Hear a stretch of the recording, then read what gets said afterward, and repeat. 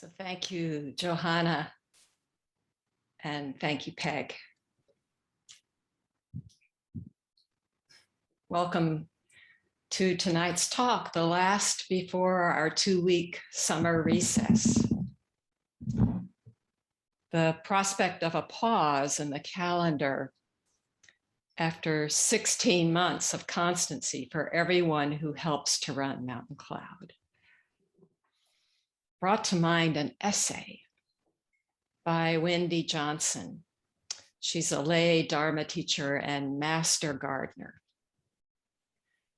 Johnson wanders in her garden as the growing season ebbs and describes what she calls the reprieve of a fallow time. She writes, fallow is both an adjective and a verb, a potent word with feeder roots fanning out into the Old English fielth, or arable ground. She's about to describe the fungal web of lichen, ancient, prehistoric, what her essay calls the original mind of lichen. She goes on, to fallow a field is to lay land open with a fanged plow and leave it bare and unsown. She says in ancient Jewish agricultural practice, every 7th season, a sabbatical or fallow year was observed. Mandated by old law, unplanted ground lay fallow, renewed by rest and radical absence. Actually, in that Jubilee tradition, that year every 7 years, they were also mandated to free all the Hebrew slaves and prisoners, not the so-called aliens, sadly, and also to forgive all debts, a Jubilee year,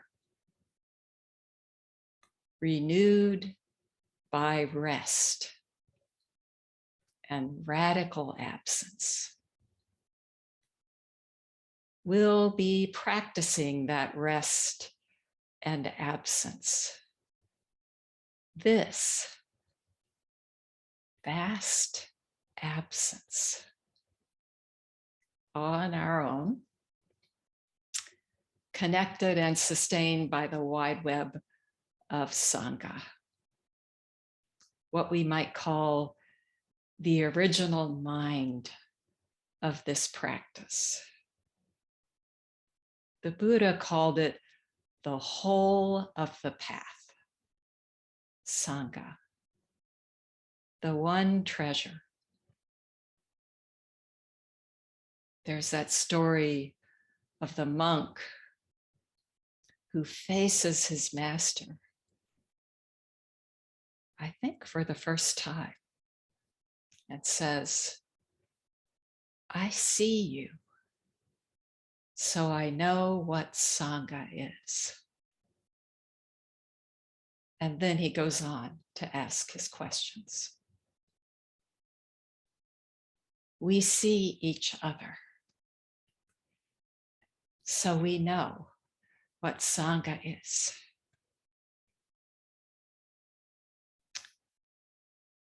One way that Sangha has been sustaining me for the past few weeks is through the ongoing momentum of our suffering and beauty retreat, along with the great injection of energy from Henry's first original love retreat just last weekend. However, you may have wound your way in and out of those offerings, our hearts are full.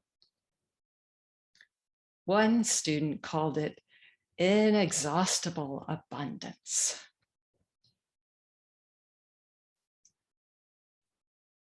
Meanwhile, the events of the world unfold. The chaos in Afghanistan, the earthquakes in Haiti, a country already quaking. The scale of fires and floods and rapid climate change, the daily extinction of species, the multitude of oppressions, the global pandemic worsening for many. How does our practice address this? How does sitting in silence, sitting with things just as they are, dispose us to be fully human, undefended, alive, and available to the world? This fragile, fallible world,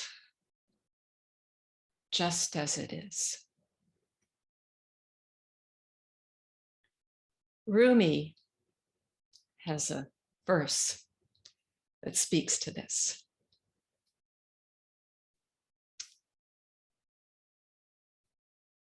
I went inside my heart to see how it was. Something there makes me hear the whole world weeping.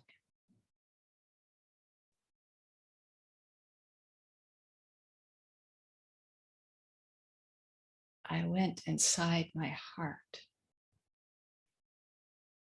your own heart, the heart of compassion. A student deep into Mu, dissolving in Mu, said, "Now I know what this is my body means."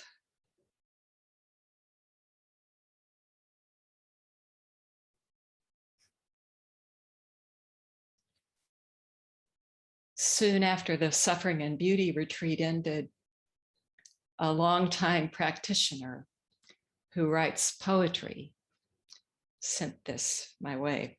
It's by Pat Cockburn. She titled it Conduit of Beauty.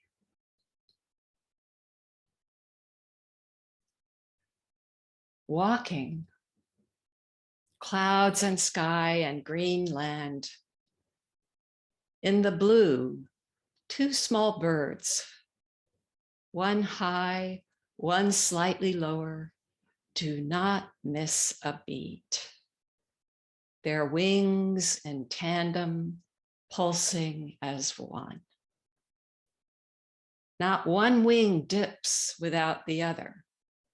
The little rifts of rising and lowering dapple the sky with springtime playfulness. The pump of my feet gather me in to the clouds, the sky, the green land. This day promises beauty always. Within is suffering of the sick and their loved ones. Beauty does not negate that pain, that loss. Beauty and suffering are the two birds, parallel and one at the same time. Tunneling straight to the heart of every last sad thing. Beauty and suffering are the two birds, parallel and one at the same time. Tunneling straight to the heart of every last sad thing.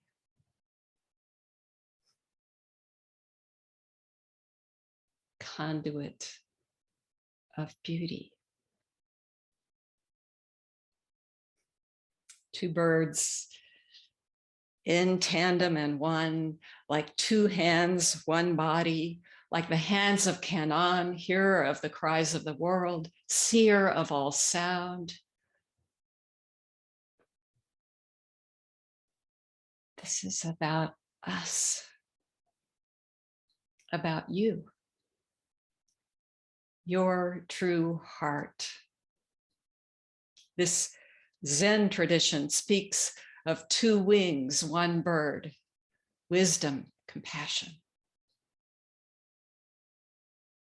Out of radical absence, David Hinton's word for mu. This nothing at allness flows the whole world. This week, I've been joining Henry in leading a session in Germany with the Sangha there, this amazing cross-pollinated Sangha that Joan Reek and then Henry have planted so deeply at Sonnenhof. And so in all of these communications, I've received a number of emails from one of the organizers who has this postscript at the bottom of every email. It's attributed to Engo, the compiler of the Blue Cliff Record. So, Meister Engo. Alles fließt aus deinem eigenen Herzen. Everything flows from your own heart. That's Engo.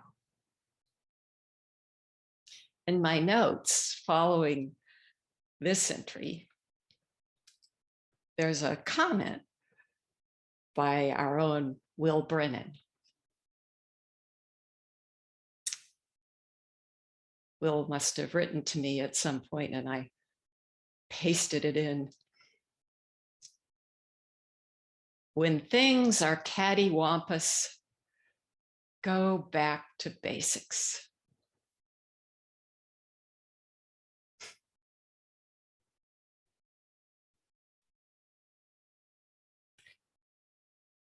Basics. Right here. Right now.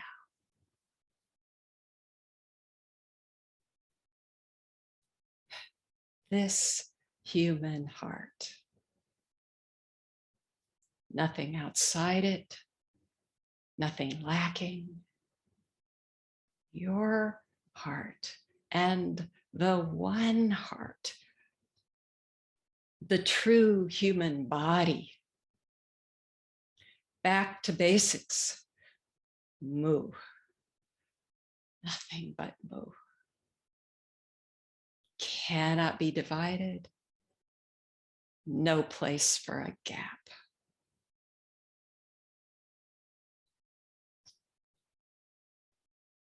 Years ago, I was a grad student studying the Hebrew Bible and related texts. Early on in a survey course, we came to the book of Kohelet, part of the Ketuvim or writings in the Hebrew Bible, and part of the wisdom literature in some Christian traditions. There it's called Ecclesiastes. The third chapter is well known, having made its way into our common culture. Actually, remember being in Sonnenhof a few years ago, and there was a cohort of students there who had come from the Oxford Sambo Zen Center, Oxford Zen group, where Sister Elaine McGinnis had kind of reared them with the ritual of, along with the night verse at the close of session, they would recite a little bit, a little slice from this Kohelet, this Ecclesiastes, this third chapter.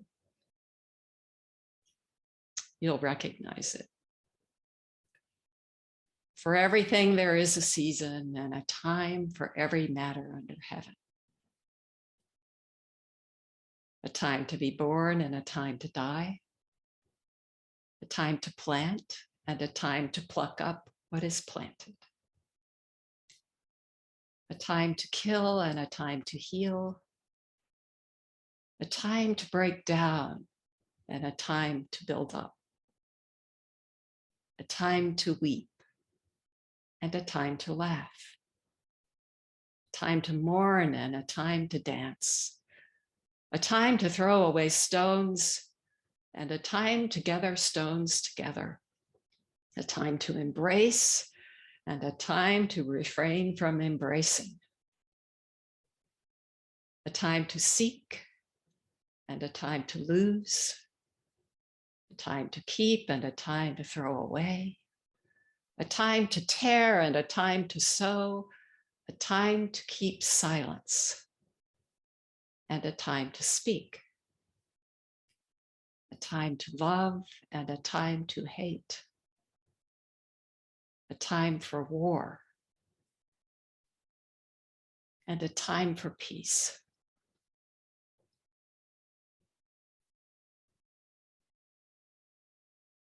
What if all time is now?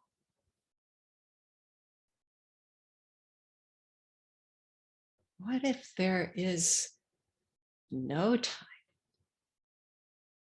but this?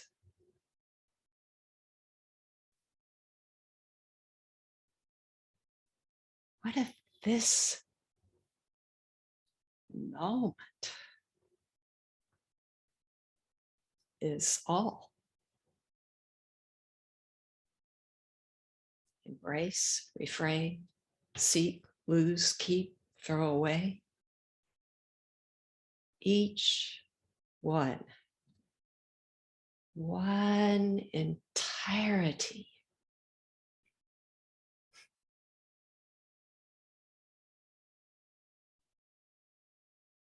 Inexhaustible.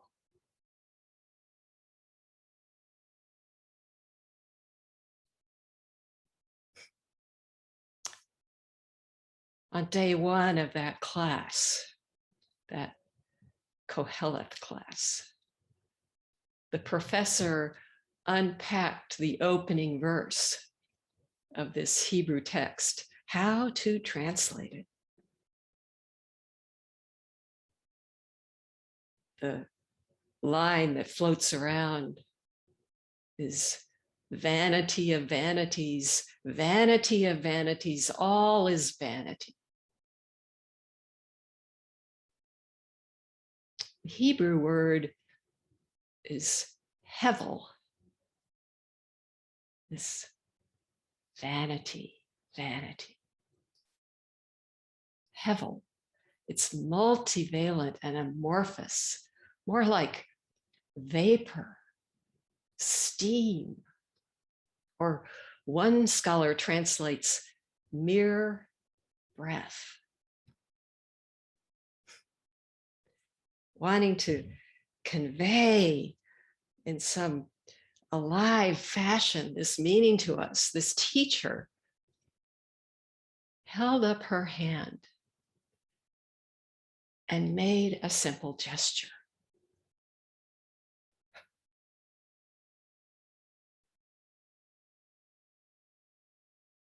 That's it. All of it.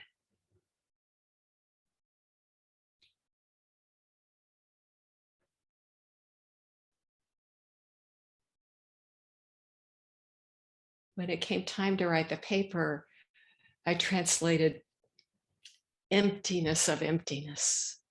All is empty.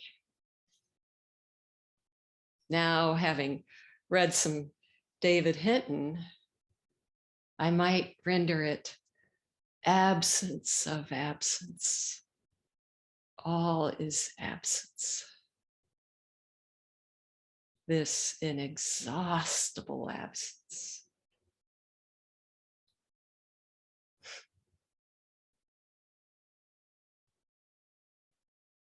Nothing but Mu.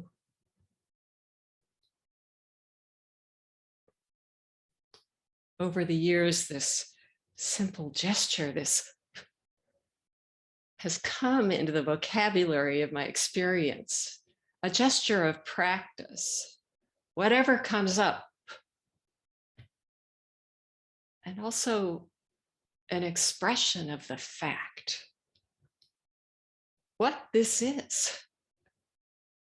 So recently, a student in a moment of resonance offered the gesture back.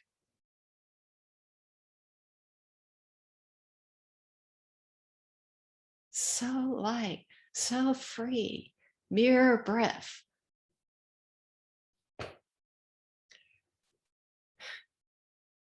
Her gesture evoked a scene from a koan, one that many of you know. That's the turning moment between Toksan and Master Ryutan.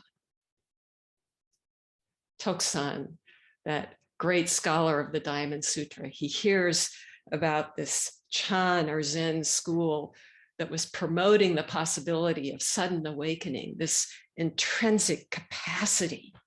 As Bodhidharma put it, a special transmission outside of sutras. So Toksan heads south to root it out. And along the way, he stops in that little tea shop, meets a woman, one of those wise Zen women. She sees him carrying his bundle of commentaries on the Diamond Sutra and just presents him with a conundrum, actually from the sutra, about past, present, future. Toksan is defeated. He's stymied. And he recognizes it and asks, is there a master nearby? And she sends him on to Ryutan. Toksan arrives, they talk late into the evening, and when it's time to leave, he steps out into the night, into that deep darkness.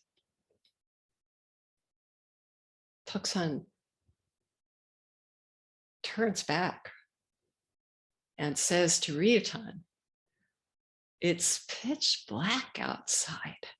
I can't see anything.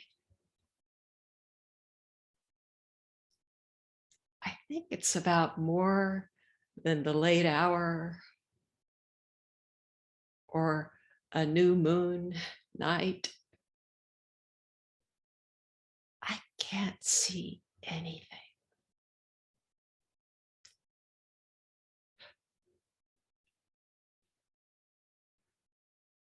Ryutan, famously now, takes a lantern and lights it and hands it to Toksan.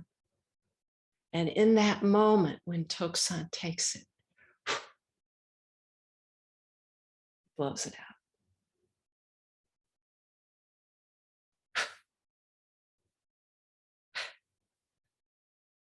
Yamada Kon Roshi comments, he blew out the darkness. You could say he blew away Toksan. And into that vast spaciousness, the whole world comes rushing. Ignited, illumined, this one multitude.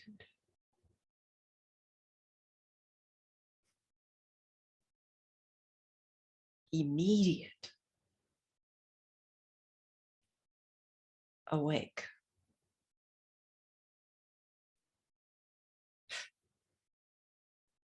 So you can see how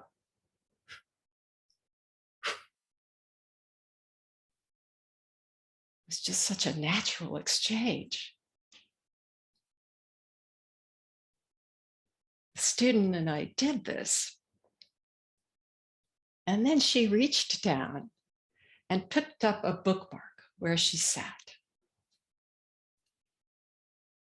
It arrived in the mail this morning. Don't know if you can see. It's a beautiful image of Patacara sitting in zazen, radiating freedom, beauty, equanimity, and joy. And somehow also shining with the pain of the world. A vision of compassion. And underneath the image, a translation of Patacara's awakening poem. She starts with a few lines about washing her feet and watching the water just flow into the ground. And then a word about this mind concentrated, so concentrated. And then this, taking an oil lamp, I entered my hut. Looking over the bed, I sat down on the bed. Taking a needle, I pulled out the wick. As the flame went out, the mind was freed.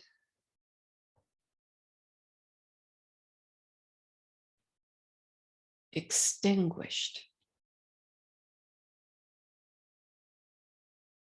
Pulling out the wick. What went out? What was freed?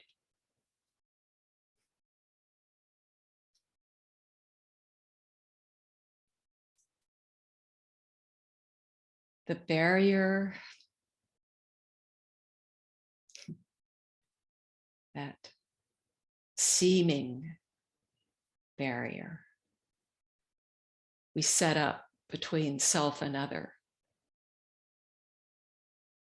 The construct of me at the center of my experience, and the whole grid then that we rely on to shore that up, to hold the shape-shifting world in place. For Patacara, what went out was the last trace of separation between her own suffering and the one body of all suffering. That one body that includes all joy, all wonder, all grief, all loss. Seeing through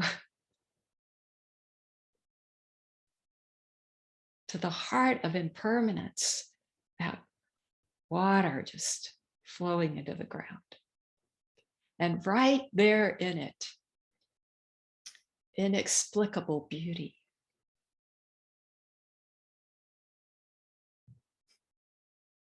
The mind was freed. Free to see no barrier from the start. So I've been reading about Patacara since this exchange with the student. Her poem and story are really, well, enshrined, you could say, in the Pali Canon, this bit called the Therigatha. It's a collection of about 75 poems. That's the oldest extant anthology of poetry by women. Some of them are individually authored poems. Some of them are like conversations between women, among women, and they're all filled with accounts of awakening, exuding the awake world. There's a talk online, this lovely long talk by Gil Fronsdal that describes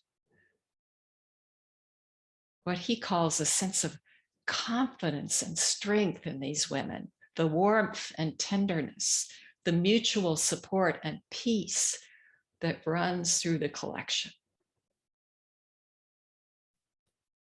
Fronsdal, it turns out, has a statue of Patacara there on the altar, where he's giving these talks online, with great regularity.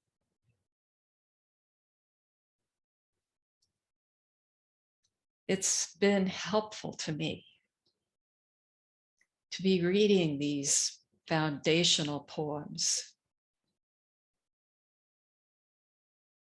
as the women and girls of Afghanistan recede into the shadows of renewed and re-entrenched misogyny and oppression.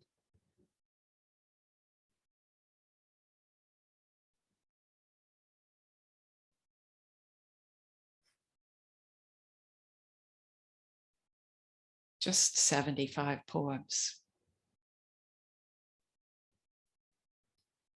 Patacara's story is one of large loss.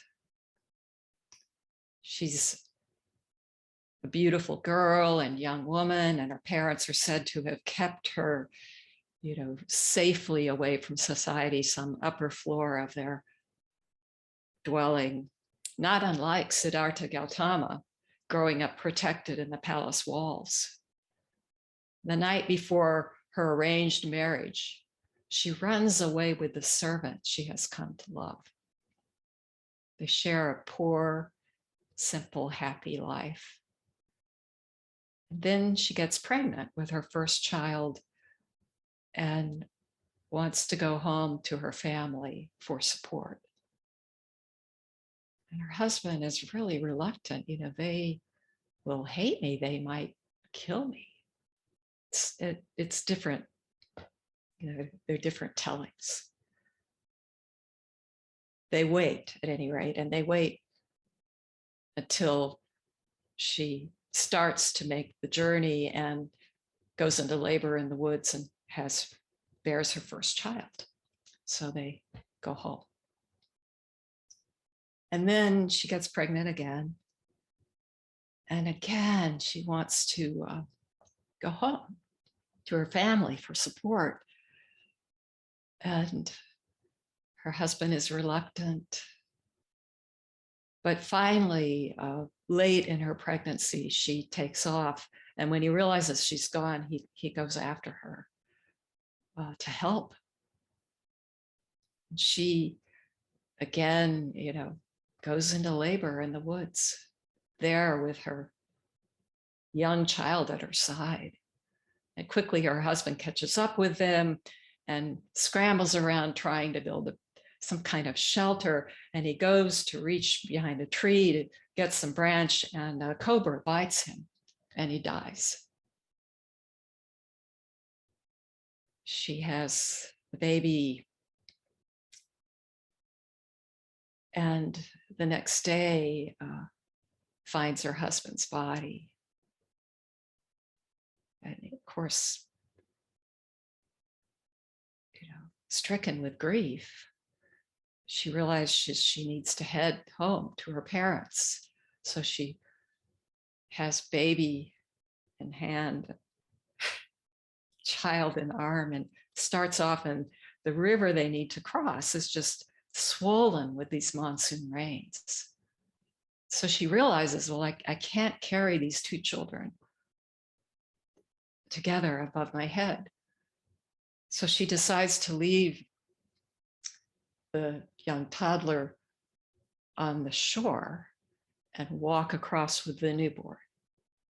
And she carefully places this newborn, on some grass, and starts back to get her other child. And she's in the middle of the river, and suddenly a large hawk depends on what you read, large bird comes down and picks up that infant and flies away. She sees this happening and starts slapping at the water to get the bird, drop this baby, drop it into my arms.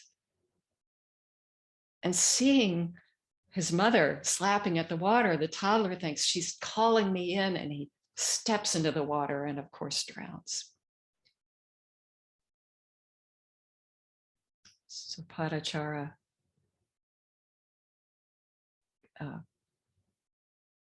gets herself out of the river and heads toward the village where her family lives. And nearing the village, she runs into someone and says, asks, how are they? And the person is kind of taken aback and says, you don't know? And, it's this story of deep loss. Says the monsoon rains were so heavy, and last night the roof on the family home collapsed, and the funeral pyre that you see in the distance is theirs.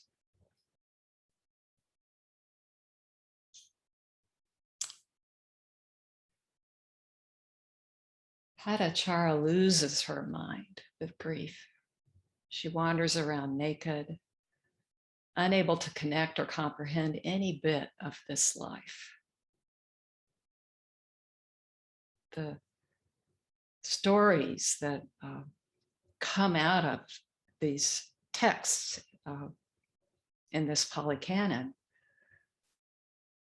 say that she's crazed for a time and ridiculed, really just lost. She just can't even put on clothes. Just, I think Patacara, that the name means the naked one, the one who is not clothed. And then she meets the Buddha.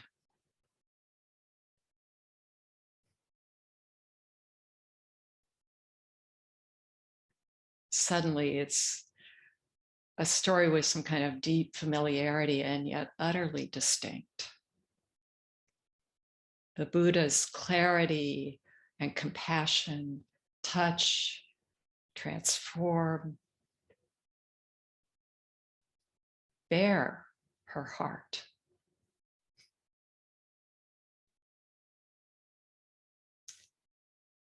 The texts say she immediately enters the way and in time comes to the experience that she shares in this poem. Washing her feet, water seeping into the ground. Another poem says this happens 3 times, each time the water going a little farther and then into the ground. She sees in that all her loss, all her love, and she gives it all away. Just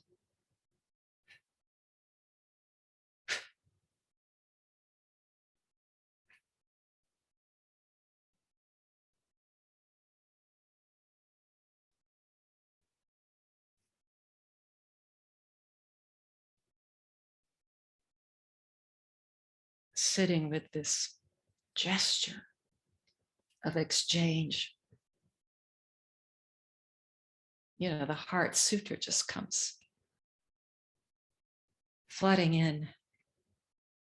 God, God, gone beyond.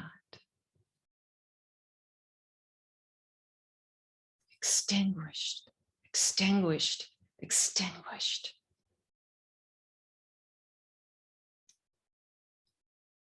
And yet,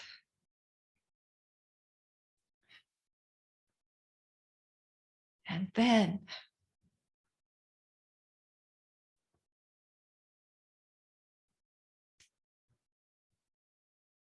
So here we are with the chance to realize the one heart, the borderless reality that holds us all, occupies us all, realizes each one of us, nothing excluded.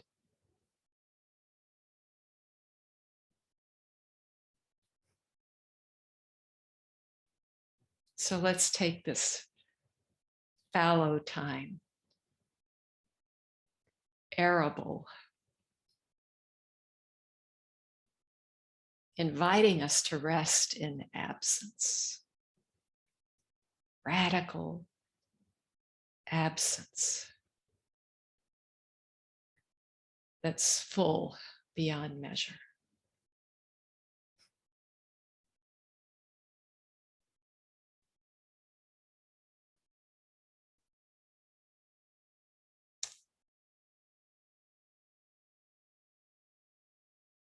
So thank you for listening and enjoy your sitting. Thank you.